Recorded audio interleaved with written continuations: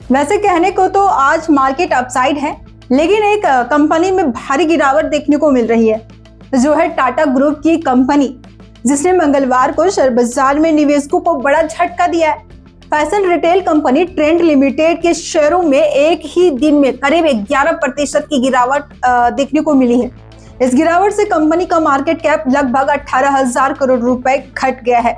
लेकिन सबसे बड़ा सवाल ये है कि क्या सिर्फ एक अस्थायी गिरावट है या फिर कंपनी की ग्रोथ पर बड़ा खतरा मंडरा रहा है, और आखिर क्यों दुनिया की बड़ी ब्रोकरेज फर्म इस गिरावट को खरीदारी का मौका बता रही है, जबकि कुछ एक्सपर्ट इसे चिंता की घंटी मान रहे हैं। आइए पूरी खबर विस्तार से समझते हैं। नमस्कार, मैं हूं आपके साथ रिंकी, आप देख रहे हैं कारोबार। टाटा ग्रुप की fashion retail company trend limited, जो वेस्ट साइड और ज़ूडियो जैसे लोकप्रिय ब्रांड चलाती है, आज शेयर बाजार खुलते ही भारी दबाव में आ गया। शेयर लगभग 3111 रुपए पर खुला और लगातार बिकवाली बढ़ती गई। शेयर लगभग 11% तक टूट गया, 2976 रुपए तक पहुंच गया।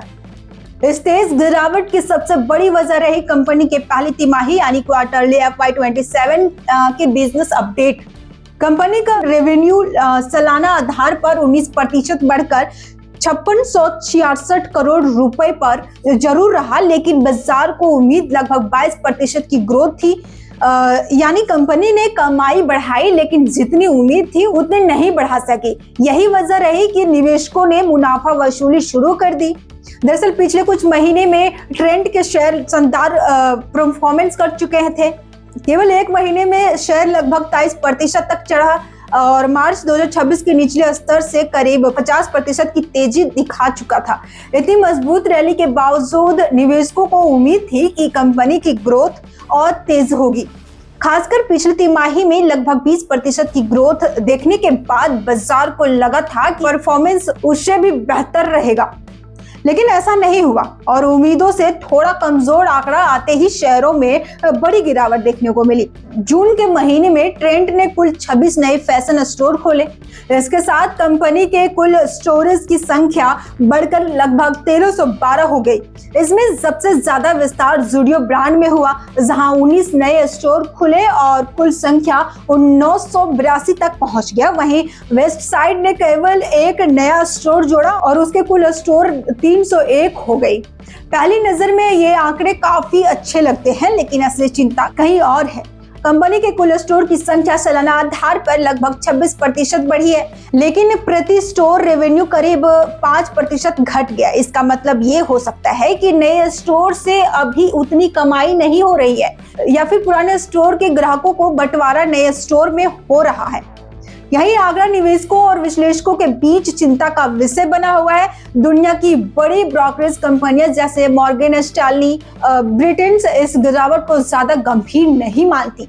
उसका कहना है कि ये केवल एक मौसमी सुस्ती है। कंपनी का ज़ूडियो ब्रांड लगातार तेजी से विस्तार कर रहा है। कंपनी के मार्जिन भी स्थिर बने हुए हैं और लंबे समय में ग्रोथ की संभावना अभी भी मजबूत है। यानी इन ब्रोकरेज फर्मों के मुताबिक मौजूदा गिरावट निवेशकों के लिए खरीदारी का अच्छा अवसर हो सकती है। सिटी जैसे ब्रोकरेज फर्म का मानना है कि कंपनी के प्रति स्टोर और प्रति वर्ग फुट रेवेन्यू में लगातार गिरावट आ रही है।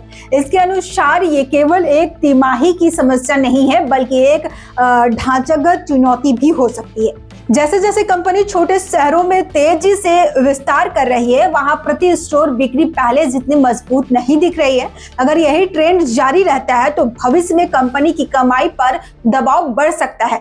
आज निफ्टी की वीकली एक्सपायरी के दिन बाजार में अच्छी तेजी देखने को मिली। कच्चे तेल की कीमतों में गिरावट आई, रुपए की मजबूती और विदेशी निवेशकों की खरीदारी ने बाजार को सपोर्ट दिया। शुरुआती कारोबार में सेंसेक्स लगभग 300 अंक तक ऊपर चढ़ गया, जबकि निफ्टी 50 भी 24,500 के स्तर के ऊपर पहुंच गया है। हालांकि बड़ी कंपनियों में तेजी के बावजूद मिड कैप और स्मॉल कैप शेयरों में दबाव बना रहा है। निफ्टी मिड कैप 100 और निफ्टी स्मॉल कैप 100 दोनों में करीब आधे % की गिरावट दर्ज की गई है। क्या ट्रेंड के शेयरों में आई ये गिरावट निवेशकों का मौका या सावधानी बरतने का समय है? अगर आप लंबी अवधि के निवेशक हैं और कंपनी के बिजनेस मॉडल पर भरोसा रखते हैं तो कई बड़े ब्रोकरेज इससे अवसर मान रहे हैं। लेकिन अगर आने वाले तिमाहियों में ये भी प्रति स्टोर कमाई घटती रही तो कंपनी की वैल्यूएशन पर दबाव बढ़ सकता है। इसलिए निवेशकों की नजर अब कंपनी के अगले कुछ तिमाहियों के नतीजों और स्टोर प्रोडक्शन पर रहेगी। फिलहाल ट्रेंड के शेयरों में आई इस बड़ी गिरावट ने बाजार में नई बहस छेड़ दी है। क्या ये सिर्फ एक अस्थायी झटका है या कंपनी की ग्रोथ में धीमापन? इस पर आपकी क्या राय है? हमें कमेंट करके जरूर बताइएगा और हमारे साथ जुड़े रहिएगा और ऐसे ही तमाम अपडेट आपके साथ मैं वीडियो के माध्यम से शेयर करती रहूंगी।